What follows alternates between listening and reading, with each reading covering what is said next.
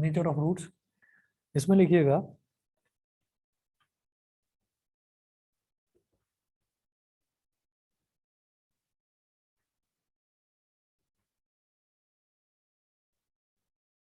Nature of roots of a nature of roots of a quadratic equation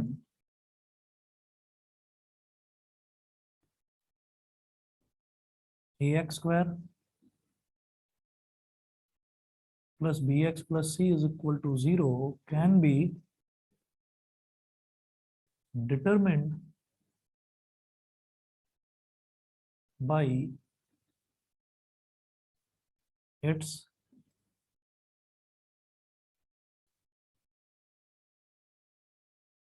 can be determined by its discriminant can be determined by its discriminant d is equal to b square minus 4 d is b square minus 4ac if d is greater than 0 then the quadratic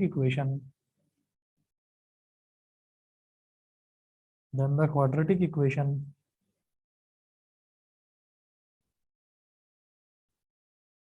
has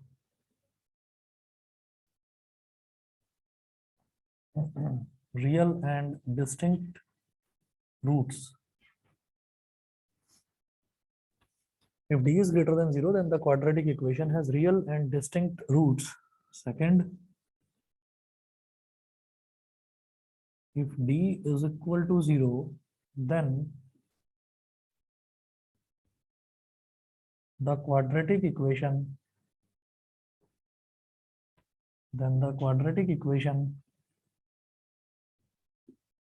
has real and equal roots. Has real and equal roots. और तीसरा होता है if d is less than 0,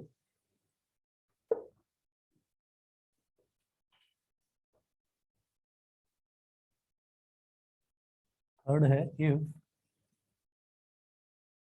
d is less than 0, then the quadratic equation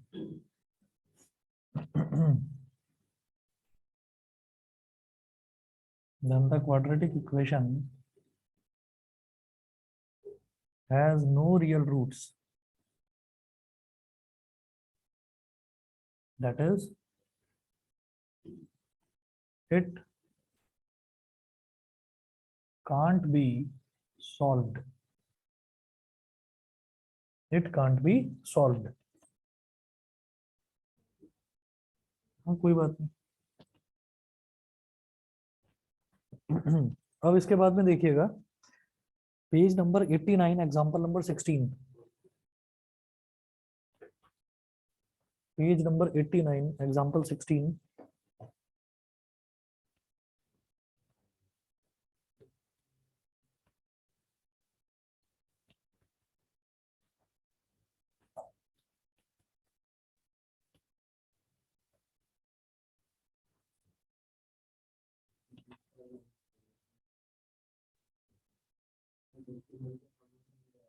हाँ page number 89 example 16. Example 16 में है find the discriminant of the quadratic equation. Discriminant of the quadratic equation 2x square minus 4x plus 3 is equal to 0 and hence find the nature of its roots. So given quadratic equation क्या दे रखा है 2x square minus 4x plus 3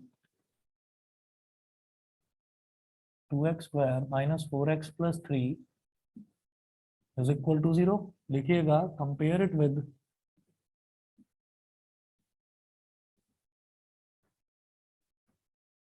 ax square plus bx plus c is equal to 0। क्या कह रहे हो?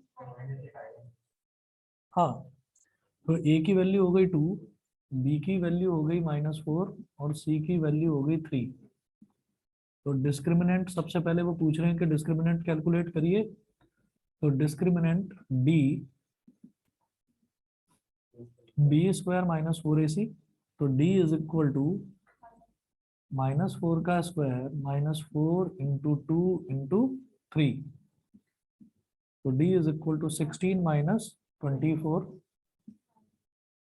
minus 8, which is less than 0. Since d is less than 0, so it has no real roots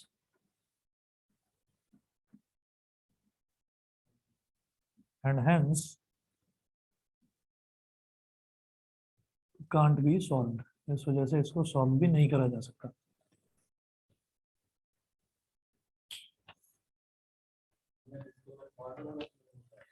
discriminant हमेशा positive होना चाहिए, या 0 हो या फिर पॉजिटिव हो।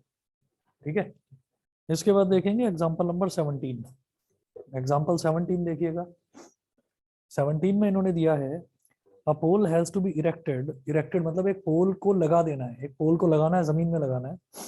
अ pole has to be erected at a point on the boundary of a circular park of diameter 13 meters in such a way that the differences of its distances from two diametrically opposite fixed gates A and B on the boundary is 7 meters. Full stop. Is it possible to do so? पहले तो ये बताना है क्या ये possible है ऐसा करना।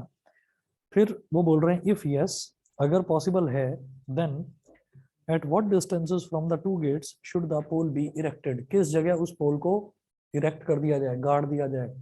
ठीक, तो जरा देखो एग्जांपल नंबर 17। एक सर्कुलर पार्क है, ये एक सर्कुलर पार्क है और यहाँ पर ये सेंटर है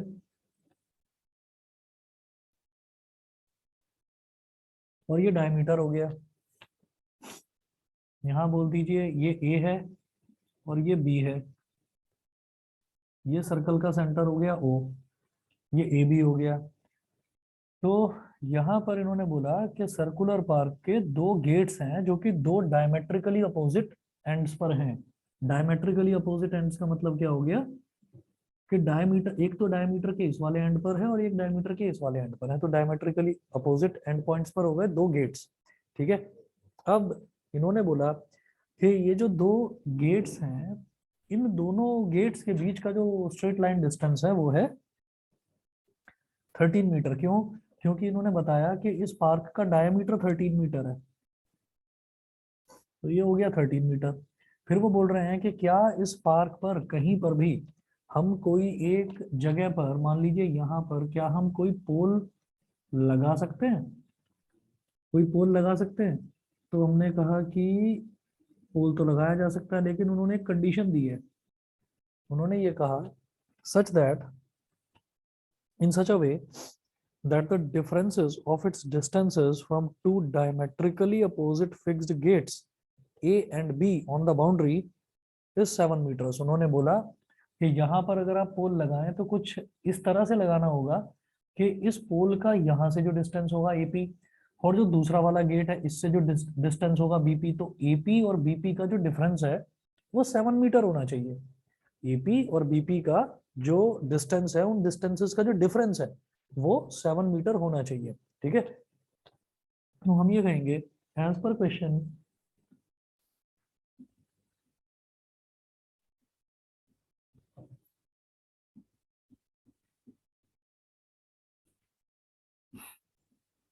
AP minus BP is equal to 7 metre. ये हो गया। Let AP is equal to, या let BP is equal to x metre. मैंने क्या करा, मैंने इसको BP को x मान लिया,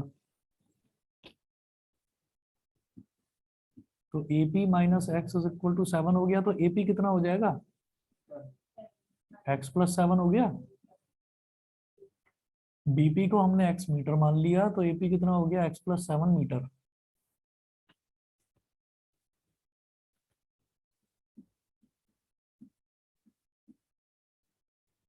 ये वाला एंगल 90 डिग्री। क्यों? क्योंकि angle formed in the semi circle is always right angle. ठीक है। अब सेमी सर्कल कैसे है? क्योंकि इन्होंने बोला कि ये जो ए बी है, ये ए बी क्या है, ये जो लेंथ है ये डायमीटर है। तो डायमीटर के इस तरफ आधा सर्कल और इस तरफ आधा सर्कल, यानी कि सेमी सर्कल इस तरफ, सेमी सर्कल इस तरफ। सेमी सर्कल में बनने वाला एंगल हमेशा राइट एंगल होता है, यानी कि 90 डिग्री वाला एंगल होता है वो। तो यहाँ लिखिएगा angle APB is equal to 90 degree. Reason में लिखिएगा because angle formed in the semicircle is always a right angle.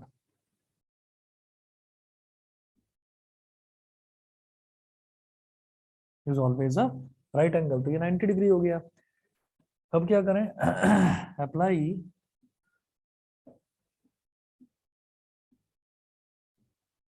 Pythagoras theorem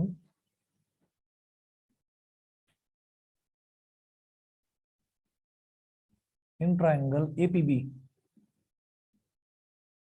Pythagoras theorem लगाएंगे तो क्या हो जाएगा, AP square plus BP square is equal to AB square. अब AP क्या है, x+7, x+7 का स्क्वायर। BP कितना है, x is equal to AB कितना है, 13। तो x+7 क्या हो गया, x का स्क्वायर प्लस 7 का square plus 2 × x × 7 plus x square is equal to 169।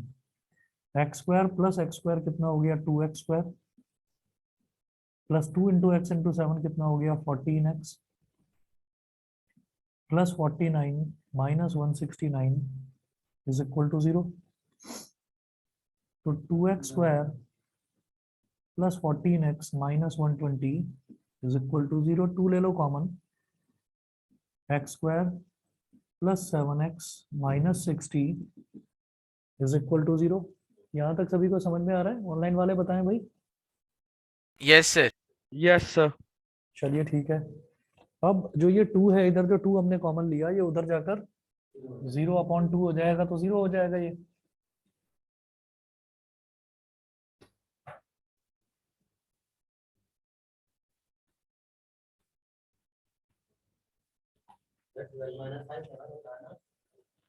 पता नहीं, मेरे को तो सब्ट्रैक्शन में भूल गया। पता है? तुम्हें पता है? अच्छा, तो फिर तो ठीक है, अगर पता है तो ठीक। तो ये क्या हो गया, एक्स स्क्वायर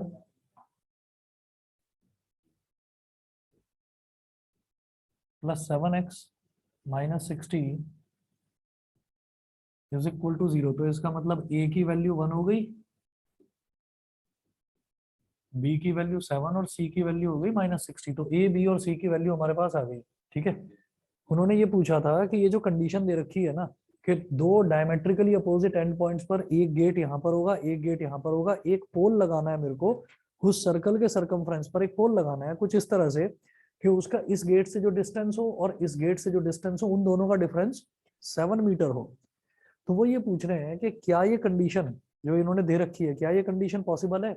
ये कंडीशन तभी पॉसिबल हो सकती है जब हमारा डिस्क्रिमिनेंट या तो 0 के इक्वल आ जाए या 0 से बड़ा आ जाए। तभी मैं ये कह सकता हूँ कि क्वाड्रेटिक इक्वेशन को सॉल्व किया जा सकता है। अगर नहीं, यानी कि अगर डी की वैल्यू लेस देन 0 आ गई, नेगेटिव आ गई, तो हम ये कहेंगे इट कांट बी सॉल्व, उसको सॉल्व ही नहीं करा जा सकता। तो तब हम ये कहेंगे कि ये पॉसिबल नहीं है। तो यहाँ पर हमें क्या करना है, d is equal to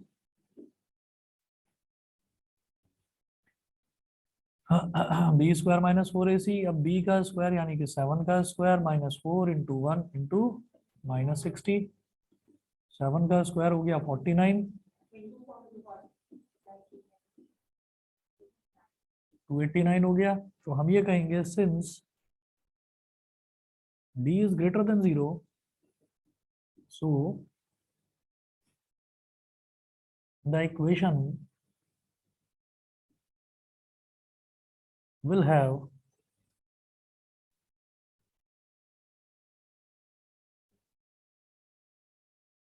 real and distinct roots, and hence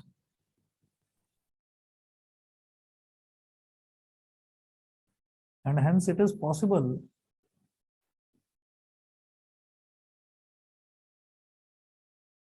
to satisfy the given conditions. जो given condition दे रखी है उनको satisfy करना possible है, possible to satisfy the given conditions.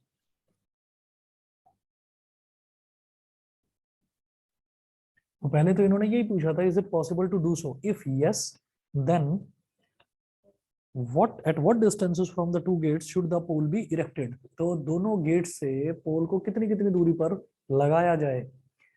तो अब देखिएगा,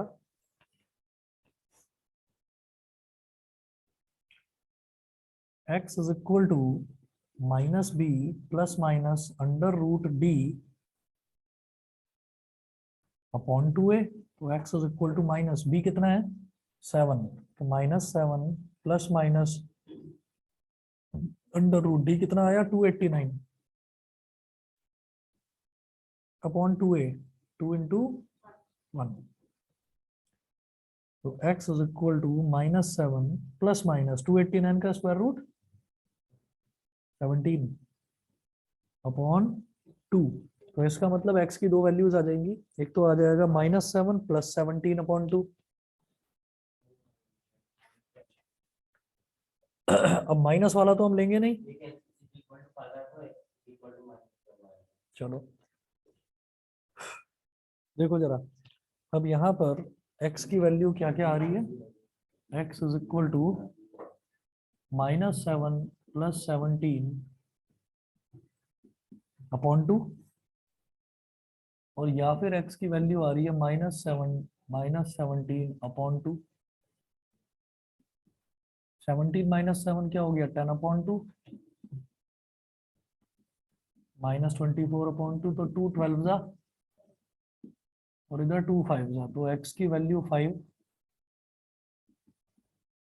और x की वैल्यू -12, ये हो गया 5 और -12. तो हम ये कहेंगे कि therefore BP is equal to x is equal to 5 meter and AP is equal to x plus 7 is equal to 5 plus 7 यानी कि 12 मीटर.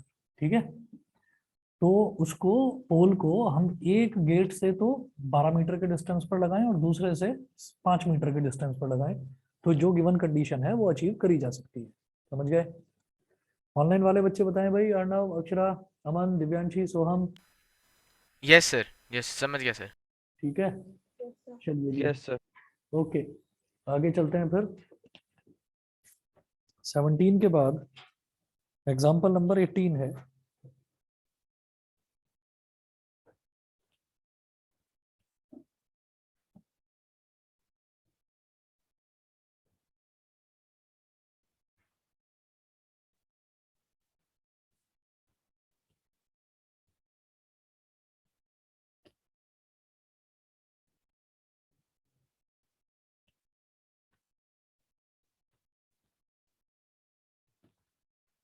एग्जाम्पल नंबर 18 में वो बोल रहे हैं find the discriminant of the equation. एक इक्वेशन दे रखी है, वो कह रहे हैं उसका डिस्क्रिमिनेंट फाइंड आउट करिए and hence find the nature of its roots. Find them if they are real. आपको फाइंड भी करना है अगर वो रूट्स रियल हैं तो देख रहा हूँ.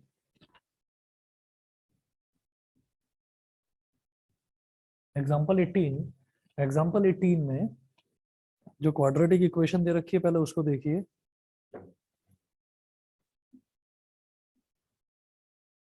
3x square minus 2x plus 1 upon 3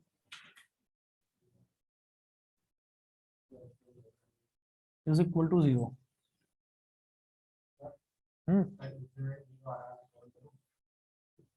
नहीं, डिस्क्रिमिनेंट अगर 0 आ रहा है तो हम ये कह देंगे रियल और इक्वल रूट्स हैं. आगे उन्होंने रूट्स निकालने के लिए पूछा तो रूट्स निकालिए. देखिए, compare it with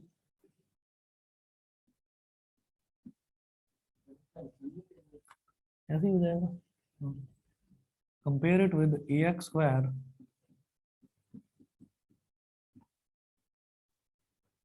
plus b x plus c is equal to 0। तो यहाँ से ए की वैल्यू आ गई 3, बी की वैल्यू आ गई -2 और सी की वैल्यू आ गई 1/3। ए बी और सी की वैल्यू आ गई हमारे पास। अब क्या करेंगे, b इज इक्वल टू होता है बी स्क्वायर -4ac। करो कैलकुलेट। -2 का स्क्वायर -4 इंटू 3 इंटू 1/3। -2 का स्क्वायर क्या हो गया 4, 4 - 4 यानी कि d की वैल्यू आ गई 0। तो हम ये कहेंगे since d is equal to 0 so the given equation has real and equal roots। नहीं, हाँ मतलब उसको ना आपको दो दो बनाकर लिखना है। ठीक, तो रियल और इक्वल रूट्स होंगे, पहली चीज तो ये। अब क्या करना है कि x is equal to -b plus minus √d/2a। भले ही वो 0 हो लेकिन उसको 0 को भी एक नंबर लेकर चलना। देखो कैसे, हम ये कहेंगे x is equal to -b। तो -b कितना है, -2 माइनस, और b कितना है -2, तो -2 हो गया। ठीक है। प्लस माइनस √d कितना है 0 अपॉन 2 इंटू ए कितना है 3। ठीक है, तो x is equal to minus minus +2। अच्छा, 0 का अंडर रूट लेंगे तो 0 ही आएगा, तो 2 + 0/6। हाँ हाँ, तो मैं मना थोड़ी कर रहा हूँ, मैंने पहले ही लिख दिया इक्वल रूट्स है, तो इक्वल का मतलब ही सेम होता है। बेवकूफ, पता नहीं क्या जल्दी रहती है। तो 2 + 0/6 का मतलब क्या हो गया 2/6। तो x is equal to 2/6 comma x is equal to 2/6। इसको दो लिखना है अलग अलग, हमें पता है दोनों इक्वल है, लेकिन फिर भी 2 1 2, 2 3 6, 2 1 2, 2 3 6। It implies that x is equal to 1/3 comma 1/3। तो दो अलग अलग रूट्स भी आएंगे तो भी ये मत सोचना कि अरे दोनों सेम ही तो हैं, एक ही लिख देते हैं, नहीं। क्वाड्रेटिक इक्वेशन है तो क्वाड्रेटिक इक्वेशन के दो रूट्स आने चाहिए, भले ही सेम हो भले ही डिफरेंट हो, आपको लिखने हैं, दोनों ही लिखने हैं। नहीं नहीं, 1/3 और 1/3 लिखना, 2/6 का मतलब तो 1/3 है। ठीक है जी। इसके बाद आपको क्या करना है, इसके बाद देखिए एक्सरसाइज 4.4 का क्वेश्चन नंबर 1 अपने आप करना, 3 4 5 भी अपने आप करना। क्वेश्चन नंबर 2 का सेकंड पार्ट मैं करा रहा हूँ, फर्स्ट पार्ट भी अपने आप करना, मतलब कुल मिलाकर बस एक ही करा रहा हूँ, बाकी सारा आपको ही करना है। 4.4 का और न्यू ईयर वाले दिन टेस्ट है तुम्हारा, न्यू ईयर वाले दिन टेस्ट है। अरे वाह, बहुत बढ़िया। क्वाड्रेटिक खत्म है तो टेस्ट तो दोगे इसका। ठीक है। अच्छा, जब से ये टर्म 1 खत्म हुआ है तब से तुम्हारा मन हर दिन छुट्टी मारने का नहीं करता, कुछ हो गया है तुम्हें? मन तो करता रहता है ना, जैसे आते हो तो हे भगवान आपका लैपटॉप खराब हो जाए, हे भगवान आपका फोन क्रैश हो जाए। हाँ, मैं तो कह रहा हूँ 8 बजे वाले बैच में आ जाओ, तो पता नहीं क्या है, आना भी इसी टाइम। क्वेश्चन नंबर 2 का सेकंड पार्ट देखो।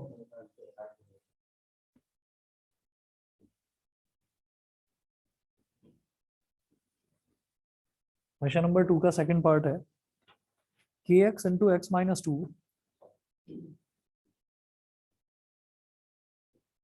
kx into x minus 2 plus 6 is equal to 0।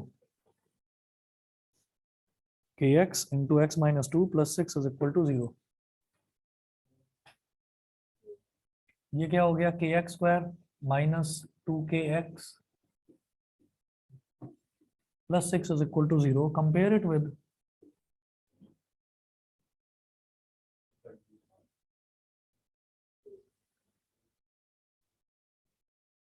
ax square plus bx plus c is equal to 0। तो जब कंपेयर करेंगे तो ए की वैल्यू क्या आ गई के, बी की वैल्यू क्या आ गई बताएंगे, -2k, और सी की वैल्यू 6 आ गई। अब उन्होंने क्या बोला, उन्होंने ये कहा find the values of k for each of the following quadratic equation so that they have two equal roots.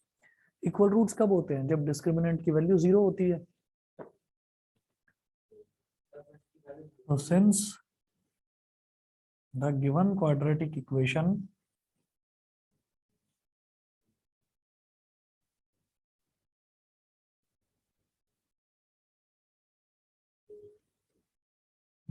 has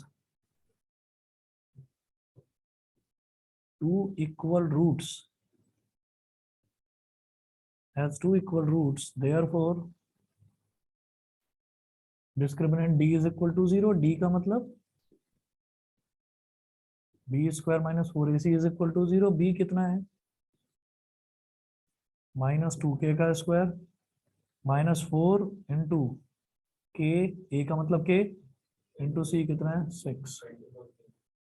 तो 2 का -2 का स्क्वायर हो गया 4k square -24k is equal to 0।